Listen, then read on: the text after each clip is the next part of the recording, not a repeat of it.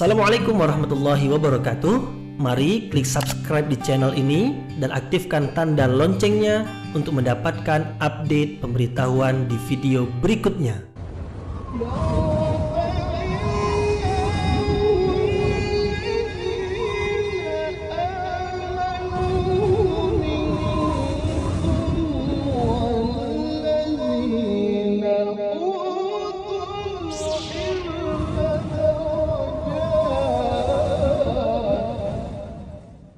A'udzu billahi minasyaitonir rajim. Bismillahirrahmanirrahim. Assalamualaikum warahmatullahi wabarakatuh. Alhamdulillahirabbil alamin wa bihi nasta'inu ala umurid dunya waddin. Nasta'inuhu wa nastaghfiruh wa na'udzu billahi min syururi anfusina wa min sayyiati a'malina. فَمَنْ يَهْدِهِ اللَّهُ فَلَا مُضِلَّ لَهُ وَمَنْ يُضْلِلْهُ فَلَا هَادِيَ لَهُ أَشْهَدُ أَنْ لَا إِلَهَ إِلَّا اللَّهُ وَحْدَهُ لَا شَرِيكَ لَهُ وَأَشْهَدُ أَنَّ مُحَمَّدًا عَبْدُهُ وَرَسُولُهُ لَا نَبِيَّ بَعْدَهُ أَمَّا بَعْدُ. Kita bersyukur kepada Allah Subhanahu wa taala yang masih melimpahkan rahmat dan nikmatnya. Kita bersyukur dengan mengucapkan Alhamdulillahirabbil alamin.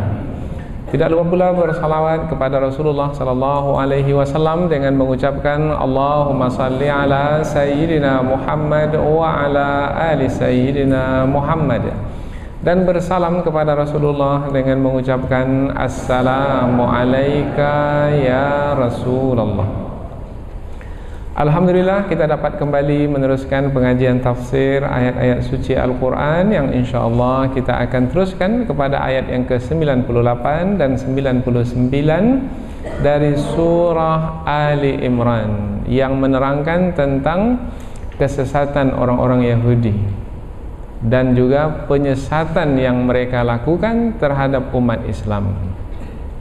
Dua ayat ini sangat erat sekali hubungan dengan ayat-ayat yang sebelumnya, karena ayat-ayat sebelumnya menerangkan tentang orang-orang Yahudi yang tidak mau mengakui kerasulan Nabi Muhammad SAW, padahal mereka sendiri mengetahui bahwasanya Nabi Muhammad adalah seorang rasul, karena tentang sifat-sifat Nabi Muhammad itu disebutkan di dalam kitab suci mereka, maktuban indahum fit Taurati wal Injil.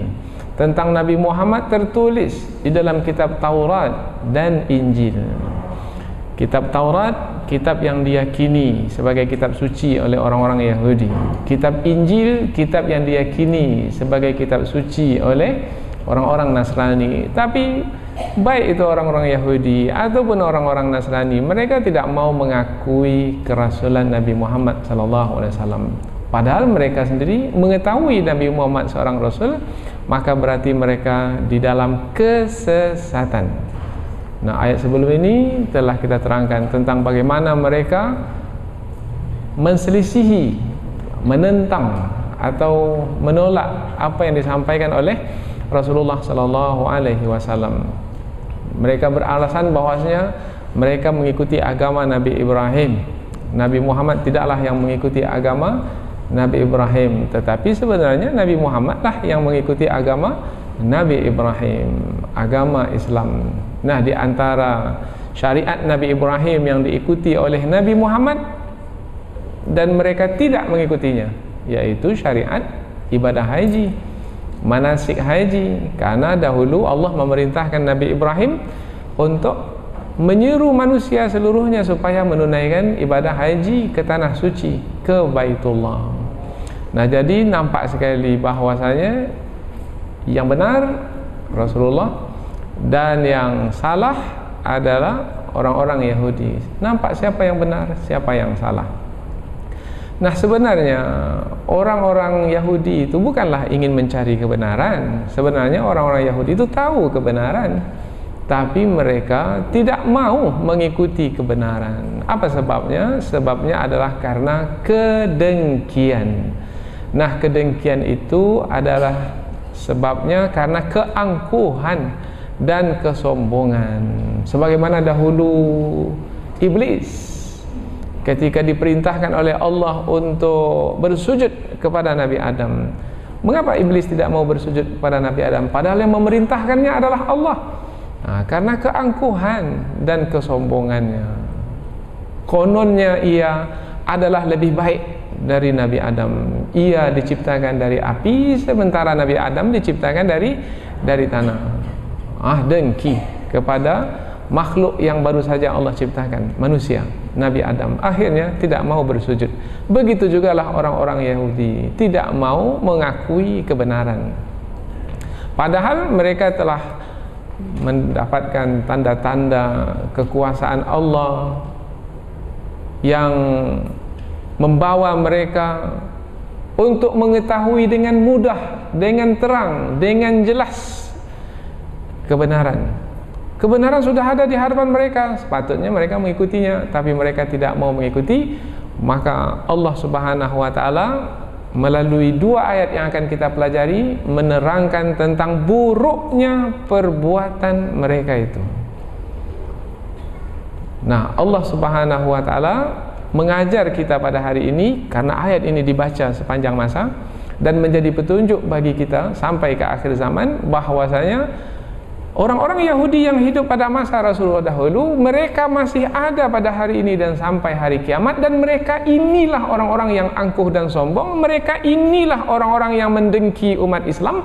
Maka kita sebagai umat Islam mesti berhati-hati dan berwaspada, jangan sampai menjadi korban mereka, yaitu korban penyesatan mereka.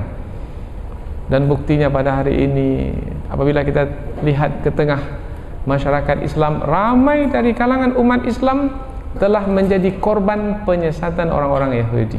Nanti kita akan bahas insyaallah melalui tafsiran ayat ini. Jadi ayat ini masih lagi berkaitan dengan ayat yang sebelumnya tentang kerasulan Nabi Muhammad sallallahu alaihi wasallam. Kerasulan Nabi Muhammad terang, jelas, tetapi orang-orang Yahudi tetap dalam kesesatan mereka, bahkan mereka pula melakukan penyesatan. Allah berfirman, A'udzubillahi minasyaitonirrajim, Bismillahirrahmanirrahim.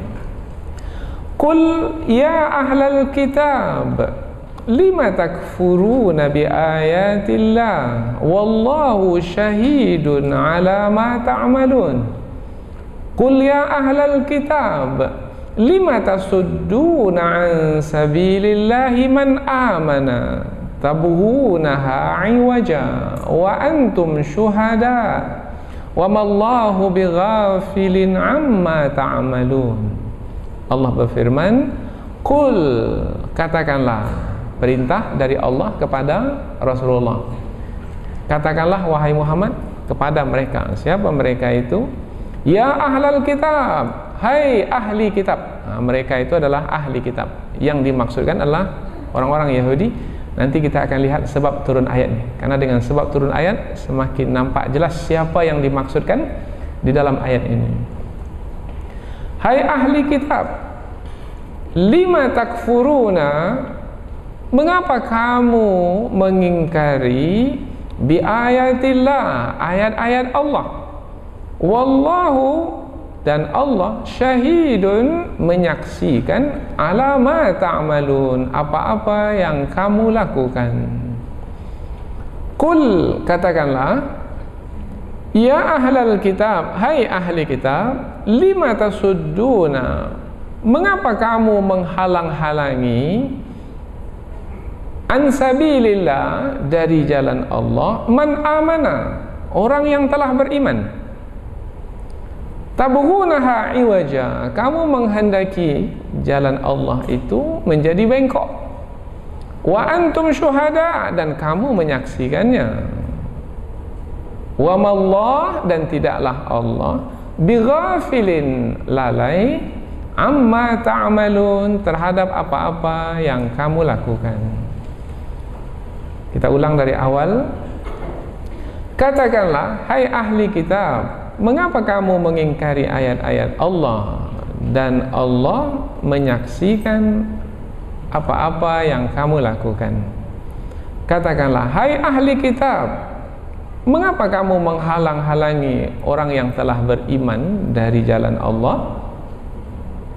Kamu menghendaki jalan Allah itu menjadi bengkok, dan kamu menyaksikan tentang kebenaran jalan Allah itu, yaitu agama Islam. Dan tidaklah Allah lalai terhadap apa-apa yang kamu lakukan. Jadi dua ayat ini menerangkan tentang perintah Allah kepada Rasulullah untuk menyampaikan kepada ahli kitab tentang buruknya perbuatan mereka, yaitu perbuatan mereka yang buruk. Pertama, mengingkari ayat-ayat Allah, sementara mereka menyaksikan kebenaran ayat-ayat Allah. Kemudian yang kedua, buruknya perbuatan mereka adalah melakukan penyesatan atau menyesatkan orang-orang yang telah beriman dari jalan Allah, padahal mereka mengetahui bahwasanya Allah sedang menyaksikan apa yang mereka lakukan, dan Allah tidak lalai sedikit pun dari apa yang mereka lakukan. Inilah dia dua ayat yang akan kita pelajari insyaallah. Selanjutnya kita pindah ke tafsir ayat. Di permulaan ayat Allah menyebut perkataan kul, katakanlah wahai Muhammad. Selalu kita jumpa banyak di awal ayat perkataan kul, katakanlah. Ia adalah perintah dari Allah kepada Rasulullah untuk mengatakan. Untuk mengatakan apa? Untuk mengatakan perkataan yang disebutkan selepas perkataan kul itu. Apa perkataan yang disebutkan? Ya ahlal kitab. Rasulullah diperintahkan untuk mengatakan perkataan tersebut kepada ahli kitab. Siapa ahli kitab yang dimaksudkan? Orang-orang Yahudi. Dari mana kita tahu? Dari sebab turun ayat. Apa sebab turun ayat ini? Dengan sebab turun ayat ini lebih mudah kita memahami ayat ini. Ada seorang Yahudi tua namanya Syash bin Qais. Sudahlah tua, kemudian sangat benci, sangat kafir, sangat dengki kepada umat Islam. Tidak suka umat Islam itu dalam kebaikan. Satu ketika Syash bin Qais ini berjalan di tengah umat Islam dari kalangan suku Aus dan suku Khazraj. Kalau disebut suku Aus, suku Khazraj adalah dua suku yang menempati kota Madinah, bermana adalah orang-orang Madinah dari kalangan kaum Ansar. Nah, ketika berjalan di tengah suku Aus dan Khazraj yang telah memeluk Islam, bangkitlah kedengkiannya. Sebabnya adalah karena antara mereka ini penuh dengan keharmonian, penuh dengan kasih sayang. Mereka bercakap sangat rapat, sangat dekat sekali. Kalau nampak kelompok ini bersatu padu, maka Syash bin Qais ini pun dengki. Padahal sebenarnya Aus dan Khazraj dua suku yang sebelumnya, sebelum Islam, mereka itu saling berperang, berketurunan lamanya peperangan itu terjadi. Nah, karena dengki, bagaimana caranya orang yang berkasih sayang ini bisa benci membenci, musuh memusuhi? Kalau bisa, perang memerangi. Maka Syash bin Qais ini bersama dengannya ada seorang pemuda Yahudi. Maka ia minta kepada pemuda Yahudi itu supaya menyusup ke tengah umat Islam, supaya duduk bersama dengan umat Islam. Nah, kalau disebut menyusup ini bermakna ini agen ini. Ini bahasa kita sekarang ya, agen yang memang digaji untuk memecah belah. Nah, maka duduklah pemuda Yahudi ini bersama dengan kaum Aus dan kaum Khazraj. Kemudian membangkitkan sejarah hitam mereka yang lama, yaitu peperangan di antara mereka. Khususnya lagi adalah peperangan Bu'ats. Peperangan Bu'ats ini peperangan terakhir antara kaum Aus dan kaum Khazraj yang telah diselesaikan, telah dipadamkan apinya oleh Rasulullah 3 tahun sebelum Rasulullah berhijrah ke Madinah. Jadi 3 tahun sebelum berhijrah ke Madinah itu, Madinah itu sudah tenang, tak ada lagi peperangan. Sebelumnya perang. Nah, orang-orang Yahudi itu bersama dengan kaum Aus dan kaum Khazraj itu di Madinah, dan mereka menikmati kemakmuran Madinah itu.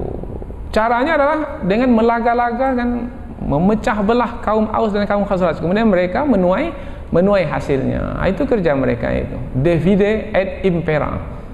Itu yang kita dapati dalam sejarah bangsa kita, yaitu penjajah dari barat sana, dari Eropah sana datang ke Indonesia ini memecah belah kita untuk menguasai kekayaan negeri kita. Itulah tabiat orang Yahudi, dan memang mereka pun keturunan orang-orang Yahudi, orang-orang Nasrani. Tapi pada hari ini mereka tak disebut penjajah, padahal mereka sampai hari ini pun adalah penjajah, kolonialis.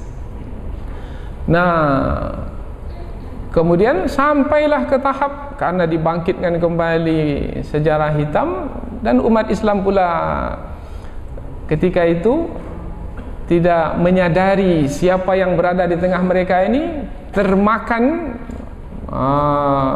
isu yang mereka mainkan, yaitu isu perang masa lalu yang mana dimenangkan oleh kaum Aus. Maka mereka mengapi-apikan, kamu kaum Khazraj, kamu telah kalah, balas. Tentu naiklah darah kawan ini. Maka dia pun berfikir macam mana membalas, dan diberikan masukan, sehingga akhirnya mereka jadi benci membenci. Kemudian mereka pun sampai ke satu penetapan, yaitu untuk berperang kembali. Lihat begitu dahsyatnya, sampai ingin berperang kembali, dan ditetapkanlah tempatnya, ditempatkanlah masanya. Mereka bawa senjata. Ini dah kritis, bermakna keadaan sudah gawat. Nah, berita tentang kaum Aus dan kaum Khazraj yang akan berperang ini sampailah kepada Rasulullah. Maka Rasulullah membawa kaum Muhajirin, kemudian mendatangi kaum Aus dan kaum Khazraj. Kemudian Rasulullah pun bersabda, wahai umat Islam. Rasulullah pun memperingatkan mereka dengan tegas, apakah kalian akan kembali kepada zaman jahiliyah setelah Allah menyelamatkanmu dari kekafiran dengan agama Islam?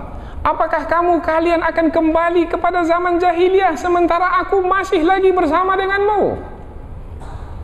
Ini mengejutkan, menyentakkan, dan sekaligus menyadarkan kaum Aus dan kaum Khazraj. Allah telah memuliakanmu dengan agama Islam. Allah telah menyelamatkanmu dari kekafiran. Allah telah menyatu padukan kamu. Akankah kamu kembali kepada kekafiran? Terdiam kaum Aus dan kaum Khazraj. Maka ketika itu mereka sadar. Nah, setelah sadar, mereka buang senjata-senjata yang ada di tangan mereka. Mereka menangis. Kemudian mereka saling berpelukan. Maka gagallah usaha orang-orang Yahudi untuk memecah belah umat Islam, karena kedengkian mereka. Karena kalau sudah musuh memusuhi, benci membenci, sampai perang memerang, nah ini bermakna kita sudah meninggalkan agama Islam. Inilah yang disebutkan dalam ayat ini, mereka menghalangi orang-orang beriman dari jalan Allah, yaitu menghalangi orang-orang beriman dari berkasih sayang, karena itulah jalan Allah. Tolong menolong, hormat menghormati, harga menghargai, itu adalah jalan Allah. Tetapi mereka mencoba untuk menghalangi umat Islam dari mengamalkan nilai-nilai Islam tersebut. Maka ayat yang kita bahas ini turun untuk menerangkan peristiwa tersebut. Maka peristiwa itu disebut sebagai sebab turun ayat atau sababun nuzul. Hanya saja sikap kita terhadap sababun nuzul ini dalam pengajian ilmu Al-Quran, jangan pula bawa ayat ini hanya untuk menerangkan peristiwa yang telah terjadi. Kalau ayat ini hanya dibawa kepada menerangkan peristiwa yang telah terjadi, tak ada lagi maknanya bagi kita hari ini. Maka peristiwa yang telah terjadi itu untuk membantu kita memahami kandungan ayat ini. Apabila kita telah memahami kandungan ayat ini, dapat petunjuk dari ayat ini, kita pakaikan pula untuk diri kita pada hari ini, bahwasanya musuh yang dihadapi oleh umat Islam dahulu adalah sama dengan musuh yang dihadapi oleh umat Islam hari ini, sekarang, sampai hari kiamat. Karena Al-Quran adalah kitab petunjuk hingga akhir zaman. Maka nampaklah jelas, oh itu dia musuh kita yang sebenarnya. Tapi malah ramai dari kalangan umat Islam hari ini musuh itu dijadikan kawan. Bahkan apa yang dipesankan oleh musuh itu pula yang dilakukan. Bahkan pula umat Islam memusuhi umat Islam itu sendiri. Ini menyedihkan dan adalah malapetaka dalam masa yang sama. Karena tak pernah ngaji tafsir ini. Baca mungkin membaca, tapi tak pernah mengkajinya. Mungkin kita yang hadir ini pun baru sekali ini baru ngaji ini.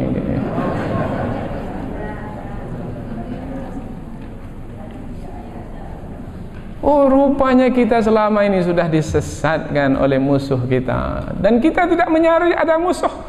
Seakan-akan kita ini di zona aman, yaitu di wilayah yang aman. Sebenarnya kita ini sedang dikelilingi oleh musuh, seperti yang Rasulullah gambarkan dalam hadis baginda, bahwasanya kita ini bagaikan makanan yang berada di meja hidangan yang sedang disantap oleh musuh sesuka hati.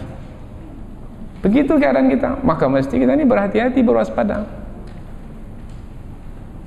Mudah-mudahan dengan ayat-ayat yang kita pelajari ini semakin nampaklah siapa musuh kita, dan semakin mudahlah kita untuk berperan, memainkan peran di dalam kehidupan ketika dunia sudah dihancurkan, sudah dibinasakan, bukan hanya darat dan lautnya, tetapi juga nilai-nilai kemanusiaan yang kita saksikan pada hari ini sudah tidak nampak lagi pada manusia di muka bumi, di mana pun, di timur, di barat, di utara, di selatan, dan sangat menyedihkan.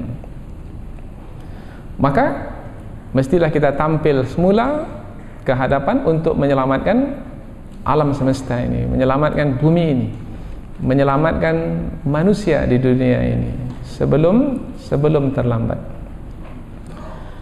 Dan kita akan lihat ayat ini dengan lebih dekat melalui perkataan-perkataan yang ada dalam ayat ini. Qul, katakanlah wahai Muhammad, katakan kepada ahli kitab, ya ahlal kitab, wahai ahli kitab. Ini yang Rasulullah sampaikan kepada Qais, kepada Syas bin Qais tadi. Tetapi tidak terbatas kepada Syas bin Qais, tetapi juga kepada orang-orang Yahudi lainnya. Hei ahli kitab, mengapa kamu mengingkari ayat-ayat Allah? Digunakan di sini, hai ahli kitab. Mengapa tidak langsung saja, hai orang-orang Yahudi? Nah, mengapa tidak disebut hai orang-orang Yahudi? Mengapa disebut hai ahli kitab? Maka di dalamnya sebenarnya ada isyarat menghinakan mereka itu. Alangkah hinanya perbuatan mereka. Di mana letaknya? Di mana letaknya? Letaknya adalah karena ahli kitab disebut sebagai ahli kitab karena mereka itu menguasai kitab suci. Nah, apabila mereka menguasai kitab suci, di dalam kitab suci mereka itu telah diterangkan tentang kebenaran. Nah, apabila mereka sebagai ahli kitab mengetahui kebenaran, sepatutnya mereka lah yang lebih cepat, yang lebih awal, yang segera untuk mengakui kebenaran. Tapi mereka pula yang mengingkari kebenaran. Maka kalau disebut, hai ahli kitab, mengapa kamu mengingkari ayat-ayat Allah? Nah, maka kata mengapa di sini nanti kita akan terangkan adalah untuk menampakkan hinanya perbuatan mereka itu, untuk menjelaskan hinanya perbuatan mereka. Semestinya mereka tidak mengingkari karena mereka ahli kitab, malah mereka pula yang mengingkari. Ini sama seperti perkataan kita umpamanya kepada seorang yang berilmu. Orang yang berilmu kita panggil apa biasanya? Kita panggil ustadz. Nah, ustadz, dia yang menyampaikan ayat Quran, dia tahu riba itu haram. Dia pula yang mengambil riba. Dia pula mengambil pinjaman dengan sistem riba. Ya Ustaz, mengapa kamu mengambil riba? Nah, kata ya Ustaz ini bukan untuk mengagungkan dia, untuk menghinakan perbuatan dia. Sudahlah Ustaz mengambil riba pula. Maka kata ustadz di situ, penyebutan itu adalah untuk menghinakan. Begitu juga ahli kitab, tujuannya adalah untuk menghinakan. Semestinya mereka kalau ahli kitab beriman kepada ayat-ayat Allah, tapi mereka pula yang mengingkari ayat-ayat Allah. Berikutnya lagi, ini kajian ini baru kita dapatkan di tafsir.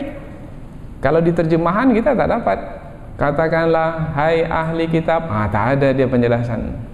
Mengapa kamu mengingkari ayat-ayat Allah? Nah, ini baru ada di tafsir. Oh, rupanya tafsiran ini sangat penting sekali supaya kita lebih dekat dengan kandungan ayat. Hai ahli kitab, mengapa kamu mengingkari ayat-ayat Allah? Mengapa kamu mengingkari ayat-ayat Allah? Mereka mengingkari ayat-ayat Allah. Kemudian dikatakan kepada mereka, mengapa kamu mengingkari ayat-ayat Allah? Mengapa? Kata mengapa ini bertanya ini. Mengapa? Tetapi bertanya bukan untuk dijawab. Ini disebut sebagai istifham at-taubihi. Maknanya bertanya tujuannya untuk menghinakan. Bertanya tapi untuk menghinakan orang yang ditanya itu. Karena buruknya perbuatan yang mereka lakukan. Sama umpamanya kita mengatakan kepada seorang anak yang mencuri harta milik kawannya. Dia mengetahui harta itu milik kawannya, kemudian dia curi juga. Maka kita katakan, mengapa kamu curi harta kawanmu? Nah, tujuannya bukan untuk dijawab oleh anak itu. Tujuannya adalah untuk menghinakan perbuatan anak itu yang mencuri harta kawannya. Umpamanya lagi, seorang anak memukul ibunya sendiri. Ibunya yang melahirkannya, yang membesarkannya, yang telah banyak berjasa kepadanya, kemudian dia pukul ibunya sendiri. Kemudian kita katakan kepada anak itu, mengapa kamu pukul ibumu sendiri? Nah, kata mengapa itu bukan untuk dijawab oleh anak. Sebabnya adalah, bukan begitu, tidak. Tujuannya adalah untuk buruknya perbuatan kamu memukul ibumu sendiri. Begitu juga lah makna lima di sini. Mengapa kamu takfuruna bi ayatillah, mengingkari ayat-ayat Allah? Maknanya tidak ada alasan bagimu mengingkari ayat-ayat Allah, sebab bukti-bukti yang terang, bukti-bukti yang jelas sudah disampaikan kepadamu.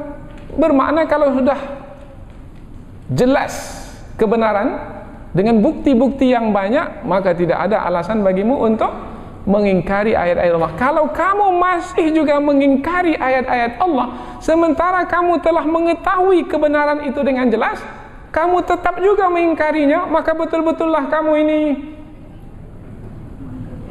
degil, bebal, tak mau diajar, mada, kareh kapalo, dan lain sebagainya. Ini kalau bahasa kitanya, bawalah ke bahasa-bahasa yang lainnya. Seperti itulah kira-kira yang Allah perintahkan kepada Rasulullah untuk menyampaikannya kepada mereka. Tak sepatutnya mereka berbuat demikian. Sepatutnya mereka beriman, percaya kepada ayat-ayat Allah. Mengapa kamu mengingkari ayat-ayat Allah? Ayat-ayat Allah yang mana yang mereka ingkari? Ada beberapa tafsirannya. Tafsiran yang pertama, ayat-ayat Allah apa yang mereka ingkari? Pertama adalah ayat-ayat Allah yang berkaitan dengan kerasulan Nabi Muhammad SAW. Yang kedua adalah Al-Quran secara keseluruhan. Dan yang ketiga, ayat-ayat Allah yang mereka ingkari itu adalah karena sebelum ini ada kaitan dengan ibadah haji, syariat haji, maka ayat-ayat Allah yang berkaitan dengan syariat haji mereka ingkari. Mengapa kamu mengingkari ayat-ayat Allah? Mengapa kamu mengingkari ibadah haji? Kamu tak mau pergi haji. Kamu mengatakan pengikut Nabi Ibrahim. Nabi Ibrahim dahulu memerintahkan kamu berhaji. Mengapa kamu tak haji? Mengapa kamu mengingkari ayat-ayat Allah tentang haji? Jadi tafsirannya bisa banyak, tapi kesemuanya tetap satu, yaitu yang dimaksudkan adalah ayat-ayat Allah. Nabi Muhammad sebagai Rasul adalah ayat-ayat Allah. Al-Quran ayat-ayat Allah. Syariat haji pun adalah juga ayat-ayat Allah semuanya adalah kebenaran yang terang, yang jelas, tapi mereka orang-orang Yahudi masih mengingkarinya. Wallahu syahidun, dan Allah menyaksikan ala ma ta'malun, terhadap apa-apa yang kamu lakukan. Apa maknanya di sini?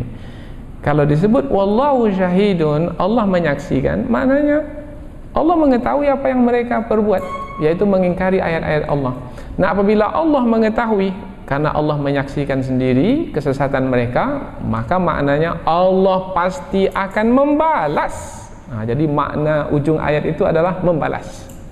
Allah pasti akan membalas perbuatan mereka mengingkari ayat-ayat Allah, atau Allah pasti membalas kesesatan mereka itu. Itu sudah menjadi sunnatullah. Buat baik, Allah balas baik. Tapi kalau buat buruk, Allah akan balas dengan buruk pula. Wallahu syahidun, syahid. Sebenarnya kalau Allah menyebut wallahu syahidun, sudah menepati maknanya, Allah menyaksikan. Tetapi Allah gunakan isim mubalaghah, syahid. Alim, berilmu. Alim, maha berilmu. Syahid, menyaksikan. Syahid, maha menyaksikan. Kalau disebut maha menyaksikan, bermakna tidak ada satu pun yang mereka lakukan itu yang tidak disaksikan oleh Allah. Sesembunyi apapun mereka melakukan kesesatan, Allah mengetahuinya, karena Allah maha menyaksikan apa yang mereka lakukan. Maka Allah pasti akan membalas. Meskipun mereka melakukan kesesatan secara sembunyi-sembunyi, Allah akan balas. Bukan yang terang-terangan saja, yang sembunyi-sembunyi pun Allah akan balas. Nampaknya Syas bin Qais tadi tidak langsung turun ke tengah umat Islam. Yang disuruhnya siapa? Yang disuruhnya seorang pemuda Yahudi. Nampak dia tak buat apa-apa, tapi Allah akan membalasnya. Umat Islam memang tidak mengetahui dia, tetapi Allah mengetahuinya.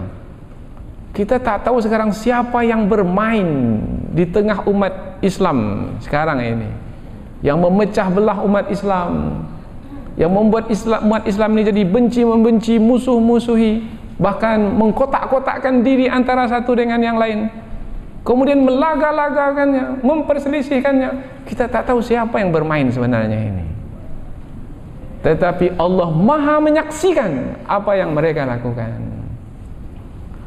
Karena pada hari ini umat Islam kita lihat menjadi berkelompok-kelompok,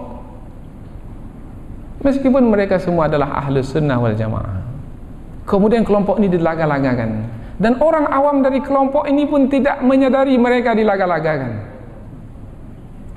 Ada kelompok Ikhwanul Muslimin, ada kelompok Jamaah Tabligh, ada kelompok Hizbut Tahrir, ada kelompok Salafi, ada lagi kelompok Tasawuf, ada lagi kelompok, macam-macam lagi kelompok ini. Masing-masing berijtihad untuk mengamalkan ajaran Islam ini. Ikhwanul Muslimin berijtihad, yaitu dengan jalur politik kita sampai kekuasaan untuk menegakkan syariat Allah. Yang satu juga begitu dengan dakwah, kita keluar, kemudian kita berdakwah, kita bawa manusia kembali ke jalan Allah, kita bawa mereka untuk ke masjid kembali, salat 5 waktu. Yang satu lagi, mari kita kembali kepada Al-Quran dan Sunnah.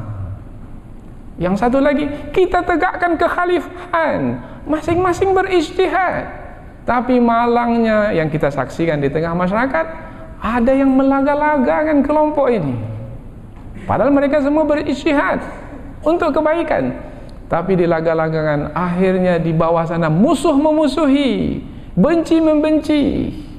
Kita sebut di bawah sana, karena yang akan termakan propaganda musuh itu hanyalah orang-orang yang tak berilmu. Maka yang tak berilmu di bawah sana menyalahkan ulama dari kelompok lain. Dia tak pandai bahasa Arab, tapi menyalahkan ulama yang sudah ratusan karyanya. Bahasa Arab pun dia tak pandai. Satu buku pun tak dia buat. Tapi dia bisa menyalahkan Syekh Yusuf Al-Qaradawi. Siapa itu Yusuf Al-Qaradawi? Allahu Akbar. Baca Quran pun belum lancar dia lagi. Dan sudah menyalah-nyalahkan para ulama. Karena ulama itu bukan dari kelompoknya. Dan itu yang kita hadapi pada hari ini. Bagaimana cara menyelesaikan itu? Mesti kita mengetahui ayat-ayat Al-Quran yang menerangkan tentang agenda terselubung musuh untuk menghancur, memecah belah umat Islam, sehingga umat Islam itu mudah untuk dikuasai. Berhati-hati dan berwaspada. Kalau tidak, kita akan kembali ke zaman jahiliyah seperti yang Rasulullah ingatkan dalam sebab turun ayat tadi. Sebab turun ayat itu disebutkan di dalam tafsir Imam At-Tabari. Kalau disebut dalam tafsir Imam At-Tabari, tafsir ini adalah rujukan utama dari para ulama tafsir. Kemudian Imam Al-Alusi, ini pakar dalam bidang bahasa Arab dan sangat kuat dengan riwayat-riwayat, bermakna ini bisa dijadikan sebagai pedoman dan petunjuk. Selanjutnya lagi pada ayat berikutnya Allah berfirman supaya Rasulullah mengatakan kepada orang-orang Yahudi, kemudian disebut dalam ayat ini sebagai ahli kitab. Qul, katakanlah wahai Muhammad, ya ahlal kitab, wahai ahli kitab, lima tasudduna an sabilillah man aman. Mengapa kamu menghalang-halangi orang yang telah beriman dari jalan Allah? Bagaimana cara orang-orang Yahudi ini menghalang-halangi orang telah beriman dari jalan Allah? Menyeru langsung orang-orang beriman itu supaya keluar dari agama Islam. Itu terang-terangan. Seperti yang pernah dilakukan kepada sahabat Nabi Hudzaifah dan Ammar bin Yasir. Hei Hudzaifah bin Ammar, hai Ammar bin Yasir, keluar dari agama Islam. Wah, lihat mereka menarik atau mencoba untuk mengeluarkan umat Islam dari agama Islam. Itu adalah perbuatan mereka yang buruk, yang tercela, yang hina. Nah, ini perbuatan kedua ini adalah penyesatan terhadap umat Islam. Tadi mereka sendiri yang berada dalam kesesatan. Nah, mereka ini rupanya bukan hanya sesat tetapi juga menyesatkan. Dhalun mudhillun, sesat menyesatkan. Dan mereka pula sesat bukan karena kebodohan. Mereka tahu, mereka sadar mereka dalam kesesatan, kemudian mereka menyesatkan. Nah, bermakna kalau mereka menyesatkan, bukan mereka tidak sengaja menyesatkan, memang bersengaja menyesatkan. Maka pada hari ini kita lihat mereka mengeluarkan dana yang banyak untuk menyesatkan umat Islam. Bungkusan menyesatkan ini bermacam-macam. Ada bungkusannya bungkusan ilmiah, dengan seminar, dengan workshop, dengan training. Lebih canggih lagi, dengan beasiswa. Mari sini belajar di tempat kami. Tempat kami ini metodologinya bagus. Mari sini, kasih beasiswa S2, S3. Tetapi pengajarnya siapa? Para ulama pengajarnya? Tak. Yang mengajar di universitas itu orientalis, yaitu orang yang belajar tentang agama Islam, tentang ketimuran agama Islam. Kemudian tujuannya adalah untuk memanipulasi, memalsukan atau memahami dengan salah ilmu-ilmu keislaman. Dan itu yang diajarkan kembali kepada umat Islam supaya cara berfikir umat Islam menjadi bengkok. Tadi lurus, sekarang bengkok. Ini istilah Al-Quran, tabghunaha iwaja, kamu menghendakinya bengkok. Nah, kalau sudah bengkok, ketika balik ke tanah air ini, mereka mengatakan syariat Islam itu tak sesuai lagi lah dengan kita sekarang ini. Apa itu hukum Islam? Hukum Islam itu ganas lah, keras lah. Hukum Islam itu diskriminatif lah terhadap wanita. Itu tidak adil, itu pembagian warisan seperti itu. Masa laki-laki dapat 2 kali lebih banyak dari wanita? Masa hukum mencerai hanya kepada laki-laki saja? Istri pun juga berhak untuk mencerai suami lah. Ini adalah bahasa-bahasa yang mereka keluarkan. Ini jalan yang bengkok yang telah masuk ke dalam cara berfikir mereka. Pada dalam surah Al-Fatihah kita diminta untuk berdoa kepada Allah supaya ditunjuki jalan yang lurus. Mereka bukannya mencari jalan yang lurus, jalan yang bengkok yang mereka dapatkan karena telah berhasil disesatkan oleh musuh. Pulang ke tanah air membawa gelar dia doktor. Umat Islam pula di sini yang awam, kalau orang sudah doktor, benar semua yang dikatakannya. Mereka doktor Ustaz, profesor Ustaz. Allahu Akbar. Pandai pula bahasa Inggris lagi Ustaz. Bagaimana kami tak percaya? Rupanya mereka menginjak-injak syariat Islam karena telah dikaburkan, telah dibengkokkan kepada mereka agama Islam yang lurus. Ini kita lihat di tengah masyarakat. Bukan sembarang orang ini, dosen di Universitas Islam Negeri, bergelar profesor pula. Pornografi, porno aksi, itu boleh, itu mengapa tak boleh? Hak asasi manusia, hak asasi manusia.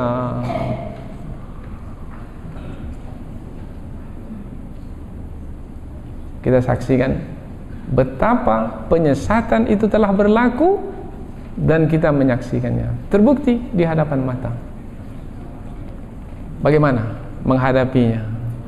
Apakah cukup menghadapinya dengan perkataan yang emosional begitu saja? Tidak. Menghadapinya adalah dengan keilmuan, kemudian dengan usaha yang gigih untuk menyelamatkan generasi yang akan datang melalui pendidikan Islam yang sebenarnya. Dan ini mungkin memerlukan waktu yang panjang, karena penyesatan ini dari dunia pendidikan terasa, bahkan sekarang ini penyesatan untuk orang awam berlaku melalui bungkusan hiburan. Penyanyi itu penyembah syaitan, dikirim kemana-mana di dunia dan diminta masyarakat itu untuk menerima kehadirannya. Siapa penyanyi penyembah syaitan itu? Sebut sajalah namanya.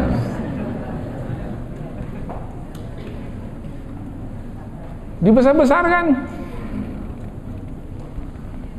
Dan itu yang kita saksikan. Oh, bermakna memang penyesatan telah berlaku. Dalam dunia olahraga juga begitu, bungkusan olahraga. Tetapi rupanya dalam olahraga itu adalah tujuannya duniawi. Emas, medali emas, bukan sportivitas, bukan untuk menguatkan jasmani seperti yang diinginkan Islam, supaya kita kuat beribadah kepada Allah. Tidak, tujuannya adalah money, uang. Maka seorang pemain olahraga, pemain sepak bola umpamanya atau apa saja, itu diperjualbelikan sekarang seperti barang. Mari kami beli sekian. Nanti ada lagi yang mampu belinya lebih mahal, mari kami beli sekian. Dan dibenarkan untuk berjual beli. Orang yang yang diterjunkan ke dalam dunia olahraga ini, tak ada lagi harga manusia karena telah dijual beli. Dan itu pula yang disebut-sebut itu ketika minum kopi. Wah, kalau tak sebut namanya itu tak modern orangnya ini. Masa tak tahu pemain sepak bola dari klub? Ini pula, lihat. Nama ulama dia tak ingat. Nama pemain sepak bola satu persatu dia sebut. Sedih. Kalau sudah tiba musim sepak bola, maka semua tahajud depan televisi.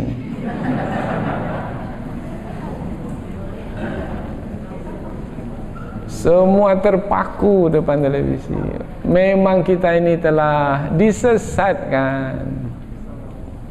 Semestinya kalau kita gelisah, risau, susah hati, maka hibur diri dengan ayat-ayat Al-Quran, dengan ibadah, dengan berzikir. Ala bizikrillahi tatma'innul qulub. Ketahuilah dengan berzikir kepada Allah hati menjadi tenang. Tetapi penyesatan dilakukan tidak dengan berkaraoke, dengan menyanyi. Maka dibangunlah tempat-tempat karaoke, tempat nyanyian. Pemimpin kita tak tahu perkara ini, diberi pula izin. Akhirnya umat kita yang mereka ini tidak mengetahui bagaimana cara penyelesaian, akhirnya mencari jalan pintas yang digiring oleh musuh Islam. Akhirnya mereka menjadi korban tanpa mereka sadari. Kalau sudah sampai ke night club, klub-klub malam, di dalamnya ada pelacuran, di dalamnya ada perjudian, di dalamnya ada mabuk-mabukan, minuman keras, ada dalamnya bacaan Al-Quran, ada dalamnya salat berjamaah. Sudah tahu kita keburukannya, tetapi mengapa kita bisa menerimanya juga? Bertambah kehadirannya di tengah kota ini, kita tidak peduli. Bahkan bersyukur bertambah banyak masuk pajak kita ini. Bermakna cara berfikir kita sudah tidak lurus lagi. Kita sudah bengkok dalam memahami nilai agama. Sementara agama adalah cara hidup yang Allah turunkan untuk kita. Mungkin ada yang mengatakan, Ustaz ni ekstrim sekali lah, Ustaz ni keras sekali lah. Yang keras itu kita yang mendengar itu keras kepala, keras hati, karena tidak bisa menerima kebenaran. Padahal ini kebenaran, dan semua orang mengetahui. Orang yang pandai, orang yang bijak tidak akan mungkin menolak perkara ini. Anak kita banyak korban di night club. Kita harapkan anak kita berhasil menjadi, tapi mereka menjadi pemakai narkoba di sana. Maka kita menyadari tentang penyesatan, karena pengajian kita ini adalah penyesatan yang dilakukan oleh orang-orang Yahudi, musuh Islam terhadap kita, tanpa kita mungkin menyadarinya. Maka mudah-mudahan melalui ayat ini kita menjadi tersentak. Oh iya, kita sudah lalai. Mudah-mudahan kita bisa memperbaiki diri. Wa antum syuhada, dan kamu menyaksikannya. Maknanya orang-orang Yahudi yang dengki kepada umat Islam, yang menyesatkan umat Islam, yang menghalang-halangi umat Islam dari jalan Allah, mereka itu menyaksikan kesalahan mereka itu, perbuatan mereka menyesatkan umat Islam itu, mereka memperakuinya bahwasanya memang salah, tapi mereka lakukan juga sebagai kedengkian terhadap umat Islam. Maka alangkah buruk dan tercelanya perbuatan mereka ini. Ini yang diterangkan kepada mereka, dan ini diterangkan kembali kepada kita supaya kita pun memahaminya. Tetapi apakah Allah akan membiarkan mereka begitu saja? Oh tidak. Karena di penghujung ayat Allah berfirman, wa mallahu bighafilin amma ta'malun, dan Allah tidaklah lalai dari apa-apa yang mereka lakukan, dan Allah tidak lalai dari apa-apa yang mereka lakukan. Kalau tidak lalai bermakna setiap apa yang mereka lakukan dari perbuatan mereka yang menyesatkan umat Islam, menghalang-halangi umat Islam dari jalan Allah, menghendaki jalan Allah itu menjadi bengkok, Allah memperhatikannya dengan seksama, karena Allah tidak lalai sedikit pun dari apa yang mereka lakukan. Coba kita perhatikan ayat ini dengan teliti. Dua ayat ini. Di ayat yang pertama Allah menyebut wallahu syahidun ala ma ta'malun. Ujungnya sama, ala ma ta'malun. Wallahu sama, wallahu syahidun ala ma ta'malun. Tapi di penghujung ayat yang kedua ini, wa mallahu bighafilin amma ta'malun. Wa mallahu bighafilin, dan Allah tidak lalai. Tadi Allah menyaksikan, sekarang pula Allah tidak lalai. Mengapa digunakan Allah tidak lalai terhadap apa-apa yang mereka lakukan? Boleh saja Allah mengulanginya sekali lagi, umpamanya Allah menyaksikan apa-apa yang mereka lakukan, tapi Allah tak mengulangnya. Allah menyampaikan dalam bentuk yang lain, dengan perkataan yang lain. Allah tidak lalai terhadap apa yang mereka lakukan, karena kata lalai ini kaitannya terhadap perbuatan yang tersembunyi, perbuatan yang halus. Kita ini kalau ada orang yang coba-coba untuk mencederai kita, maka ia akan mencederai kita dengan cara sembunyi-sembunyi. Umpamanya dengan cara sembunyi-sembunyi, dekat-dekat, perlahan-lahan, tak nampak dia ke depan, setelah itu dia ke depan memukul kita. Itu secara sembunyi-sembunyi. Tetapi apabila kita tidak lalai, nampak saja dia bergerak, cepat kita halang dia. Ini dia. Nah, apabila Allah menyebut tidak lalai, bermakna sehebat apapun mereka menyesatkan, secanggih apapun mereka menyesatkan, sehalus apapun mereka menyesatkan, sesembunyi apapun mereka menyesatkan, pandai pun mereka membungkus, karena Allah tidak lalai, maka mereka tidak akan berhasil, tidak akan berjaya dalam menyesatkan umat Islam. Lalu siapa yang dapat tersesatkan? Yang dapat tersesatkan adalah mereka yang tidak mengikuti agama Islam dengan sungguh-sungguh. Itulah yang dapat. Berarti yang mereka dapatkan bukanlah umat Islam yang sejati. Yang mereka dapatkan adalah umat Islam yang disebutlah pada hari ini umat Islam yang abangan saja. Abangan. Yang hanya Islam di nama saja, atau di KTP saja, atau di keturunan saja. Tapi kalau umat Islam itu menjalankan syariat agama Islam dengan baik, mereka tidak akan dapat. Apa sebab? Sebab dengan pertolongan Allah yang tidak lalai akan senantiasa membantu, menolong mereka, melindungi, memelihara mereka dari musuh yang melakukan penyesatan tersebut.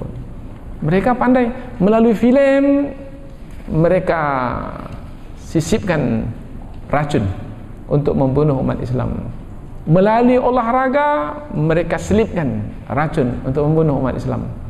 Melalui pendidikan, mereka selipkan racun untuk membunuh umat Islam. Pandai sekali. Tetapi apabila umat Islam itu menjalankan agamanya, maka Allah yang tidak lalai akan menjaganya, memeliharanya. Dan sekaligus karena Allah tidak lalai terhadap apa yang mereka lakukan, Allah akan membalas setiap apa yang mereka lakukan.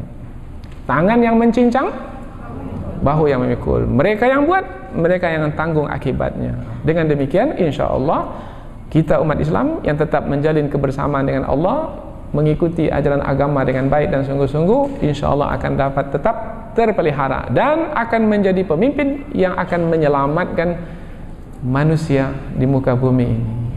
Mudah-mudahan apa yang kita pelajari ini ada manfaatnya insyaallah. Subhanakallahumma wa bihamdika asyhadu an la ilaha illa anta wa astaghfiruka wa atubu ilaik. Wassalamualaikum warahmatullahi wabarakatuh.